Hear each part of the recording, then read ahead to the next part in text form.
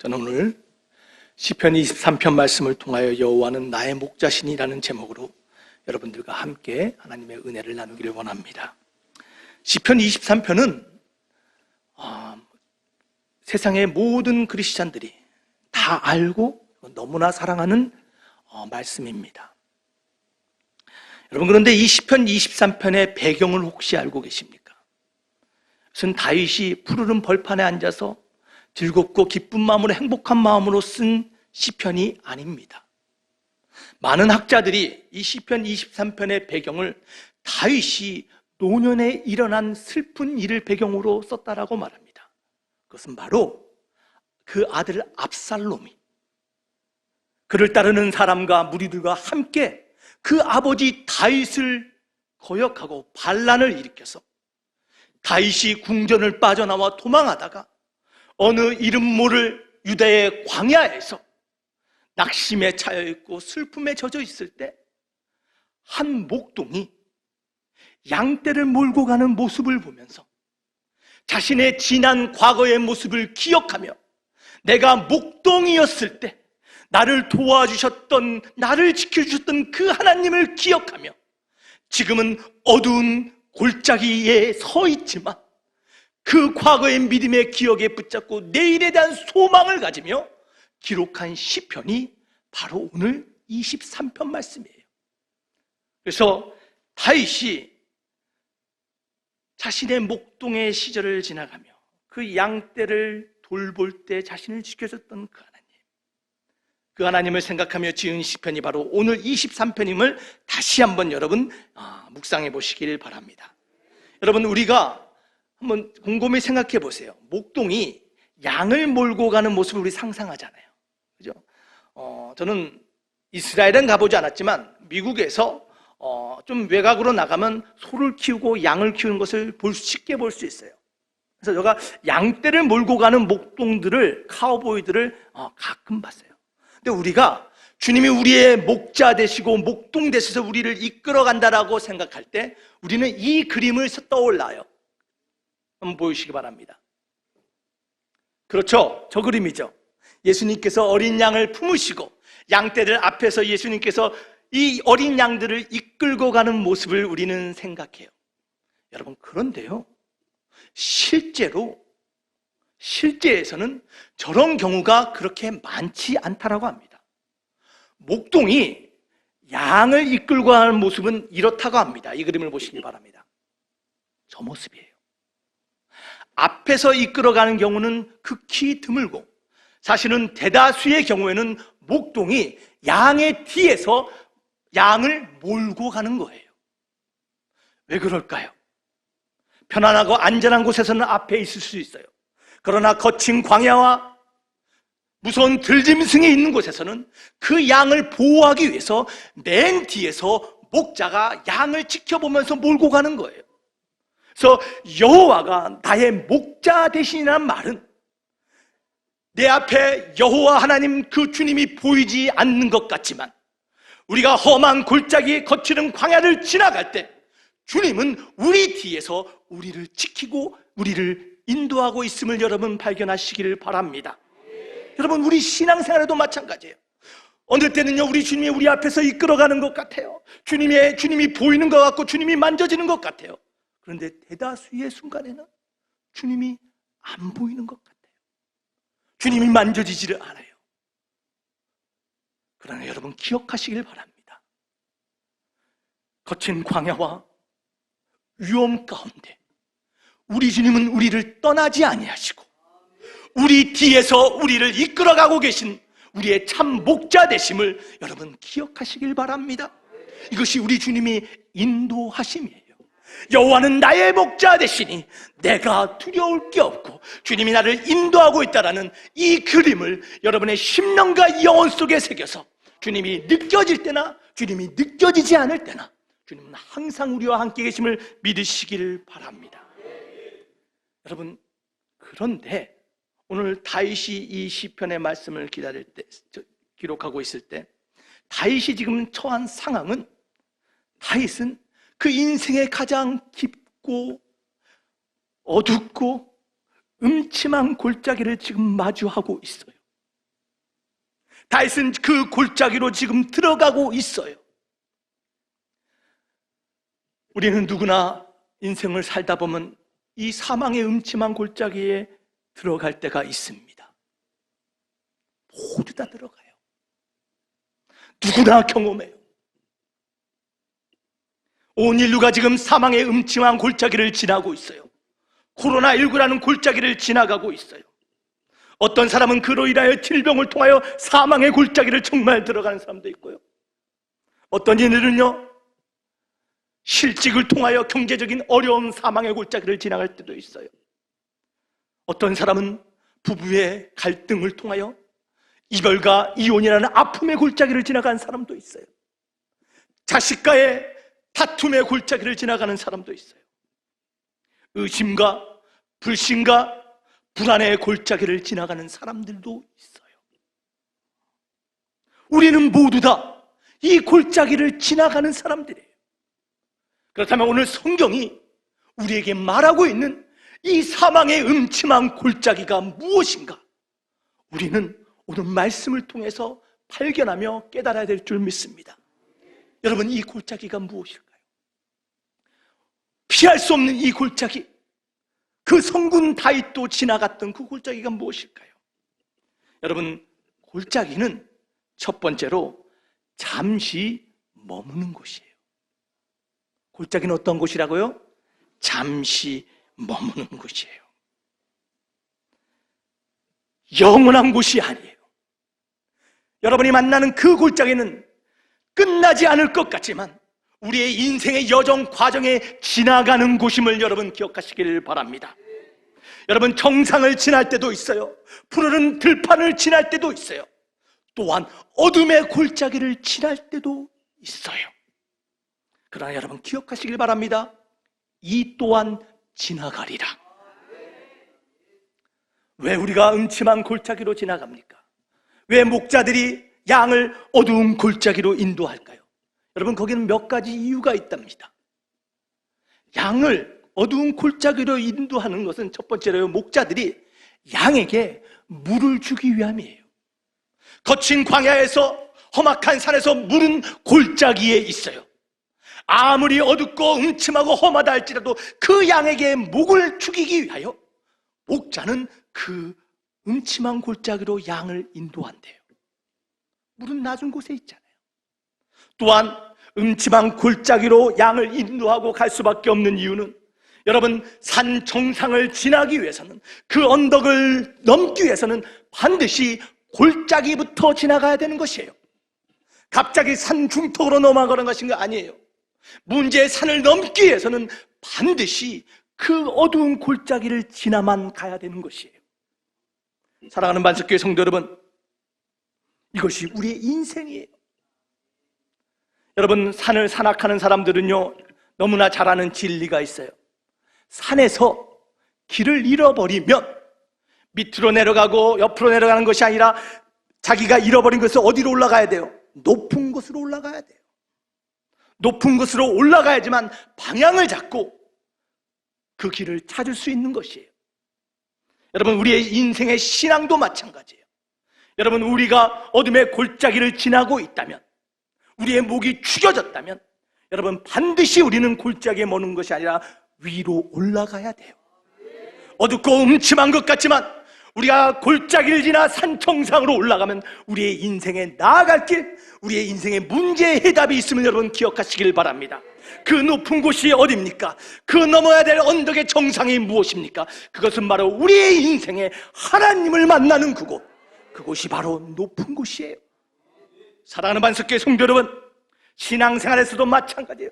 여러분, 어둠의 골짜기에 지금 들어가고 있습니까? 문제의 골짜기를 지나가고 있습니까? 여러분, 그곳은 지나가신 곳이지 머무는 곳이 아니고 높은 곳에 계신 그 하나님을 바라보며 나아갈 때 우리의 신앙이 성숙해지고 영적으로 자라게 되는 그러한 과정이 나타날 줄 믿으시기를 바랍니다. 사랑하는 반석교회 성도 여러분, 골짜기는 영원히 머무는 곳이 아니라 잠시 머무는 곳이에요. 더 높은 곳으로 나아가기 위하여 잠시 머무는 곳이 골짜기임을 믿으시길 바랍니다. 그렇다면 어떻게 올라갑니까? 어떻게 골짜기를 파헤치고 헤쳐서 나아갑니까? 여러분, 내가 하는 거 아니에요. 내가 나아가는 거 아니에요. 여호와는 나의 목자 되심을 고백하는 사람은 주님이 나를 인도하고 계심을 믿으며 그 주님이 눈앞에 보이지 않는다 할지라도 주님은 내 뒤에도 계시고 내 옆에도 계시고 나에게 말씀하신 분이라는 것을 믿으며 그분의 음성에 귀 기울이는 저와 여러분 되어야 될 줄 믿습니다. 내 양은 나의 음성을 듣는다라고 말씀하셨어요. 사랑하는 반석교회 성도 여러분, 골짜기는 잠시 머무는 곳이에요. 슬퍼하거나 낭망하지 마시길 바랍니다. 두 번째로, 그렇다면 골짜기는 무엇입니까? 골짜기는 어떤 곳입니까? 골짜기는 어둡고 두려운 곳이에요. 골짜기는 어둡고 두려운 거예요. 습합니다. 침침합니다. 안개가 잔뜩 끼어 있습니다. 해는 어쩜 그렇게 빨리 지는지 눈앞을 볼 수 없는 것이 골짜기입니다. 무엇이 앞에 있는지 알 수도 없고 저 언덕을 산모퉁이를 지나가면 무엇이 기다릴 수 있는지 모르는 그 두려움이 가득 찬 곳이 골짜기입니다. 여러분, 오늘 다윗이 여러분 이 시편을 기록할 때 솔직한 마음은 두려움이에요. 다윗의 솔직한 고백이에요. 그가 아무리 하나님을 만난 사람이고 아무리 믿음의 사람이다 할지라도 어둠의 골짜기 앞에선 두려운 마음이 든 것을 솔직하게 고백하고 있는 것이 오늘 본문이에요.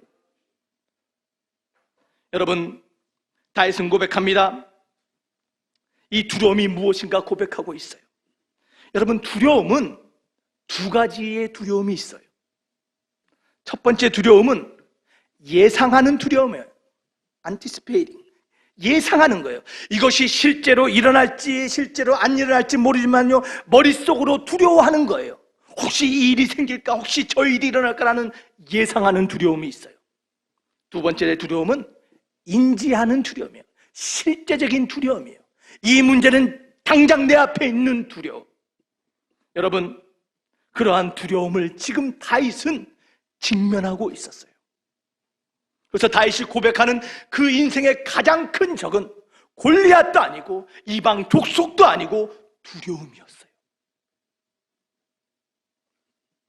여러분, 이 두려움은요, 시간이 지난다고 사라지지 않아요. 이 두려움을 무시한다고 두려움이 우리의 마음속에 사라지지 않아요. 이 두려움은 반드시 맞서서 싸워야 되는 거예요. 오늘 다윗이 이 두려움과 싸우며 고백한 시편이 바로 23편이에요. 내가 악을 두려워하지 않는다라고 말하고 있어요. 왜? 어떻게 다윗은 이 두려움과 싸워서 이길 수 있었을까요? 그것은 바로 과거를 기억하는 거예요. 과거에 나를 도와주셨던 하나님, 나를 이끌어주셨던 하나님을 기억했어요. 여러분, 골짜기는요, 단순히 두려움의 골짜기만은 아니었어요. 역사를 돌아보니 여호수아가 여리고의 그 골짜기에서 여리고성을 물리치고 무너뜨린 그 싸움의 장소가 골짜기였어요.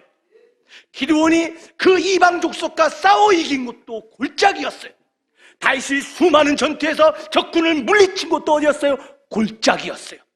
골짜기는 단순한 두려움이 아니라 하나님이 나와 함께 하시고 나를 도와주시면 그것이 승리의 장소로 변하는 믿음의 전장이라는 것을 기억했더니 다윗이 그 두려움을 극복할 수 있었어요. 그러한 두려움을 극복할 때 다윗의 고백이 무엇이에요? 주의 지팡이와 막대기가 나를 안위한다라는 거예요. 주님의 지팡이와 막대기를 바라봤다라는 거예요. 주님의 지팡이와 막대기가 무엇입니까? 우리 그림을 한번 보시길 바랍니다. 저것이 지팡이와 막대기예요. 무엇이 지팡일까요? 네? 긴 거, 갈고리 있는 거. 저 지팡이는 뭔지 아세요? 양이 풀 먹다가 실수로 절벽으로 넣어떨어서 또는 실수로 웅덩이에 빠지면 저 긴 지팡이로 양을 딱 해서 딱 걸어가지고 몸뚱이를 딱 끌어서 꺼내는 거예요. 내가 넘어지고 좌절하고 빠지면 주님께서 어떻게 한다고요? 지팡이로 우리를 건져 올려주시는 거예요. 막대기는 무엇이에요? 사자나 늑대나 또는 곰이 나타나면 예수님께서 이 막대기를 뽑아들고 그 짐승을 쳐서 물리친 것이 막대기예요. 다윗은 그 두려움 가운데 주님의 지팡이와 막대기를 믿었어요. 나의 뒤에 계시고 보이지 않는 것 같지만 나를 보호하고 지키신 분을 믿었기에 어둡고 두려운 그 골짜기에서 믿음의 승리의 시편을 노래하고 있음을 발견하시기를 바랍니다.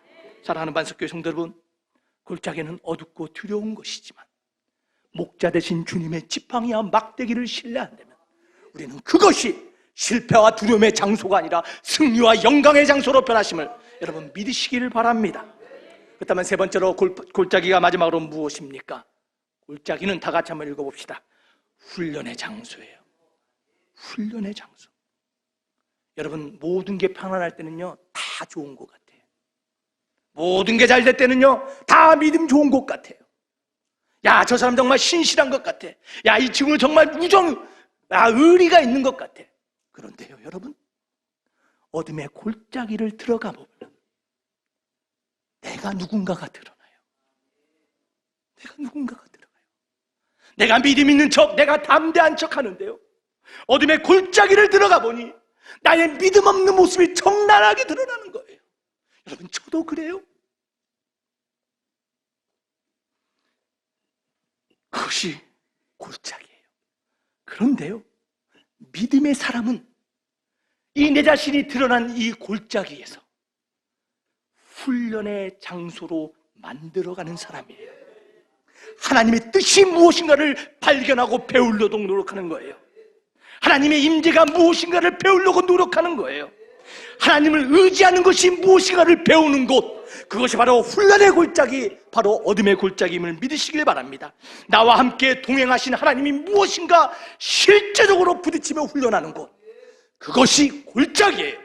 여러분의 인생에 골짜기가 찾아왔습니까? 하나님이 지금 나를 훈련하시고 더욱더 하나님께 의지하며 하나님을 알아가는 은혜의 기회로 만들어 가심을 여러분 믿음으로 바라보시길 바랍니다.